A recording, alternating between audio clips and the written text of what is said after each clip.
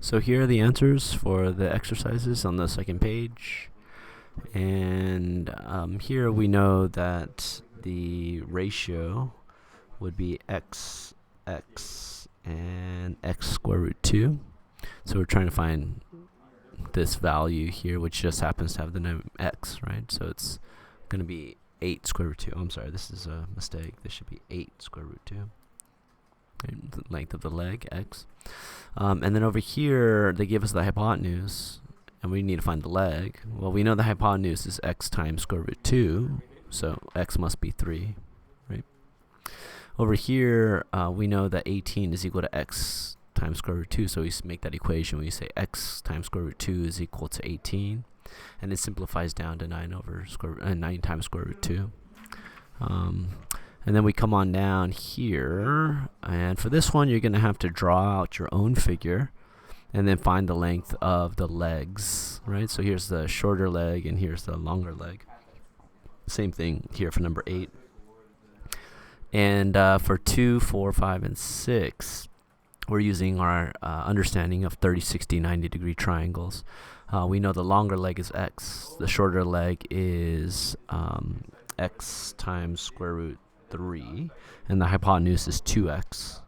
Right? So since they give us a shorter leg, we're going to set 8 equal to x times square root 3, find the value of x, which simplifies to this expression here. And then y is going to be the shorter leg times 2, right? The hypotenuse is the shorter leg times 2. So we're going to use that technique in 4, 5, and 6. And this equilateral triangle problem is a little bit tricky, but maybe I can explain it over here.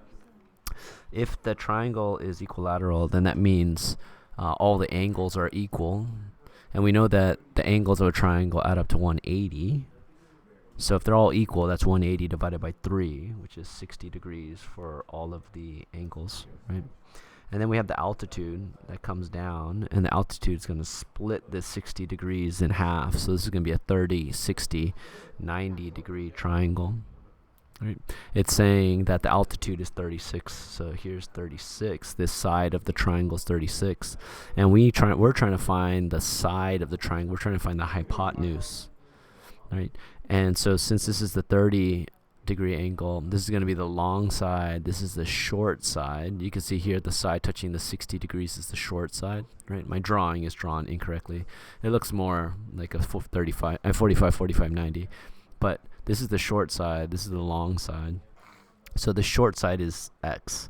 The long side is going to be x times square root 3, right? So we'll say x times square root 3 is equal to 36, the long side. And then we'll go ahead and do the math and simplify that down. And that's going to become x is equal to 12 square root 3. And then we know that the hypotenuse is 2 times x. So that's how we got 24 times square root 3 as our hypotenuse, as the length of the side of the triangle. Yeah, so that's about it.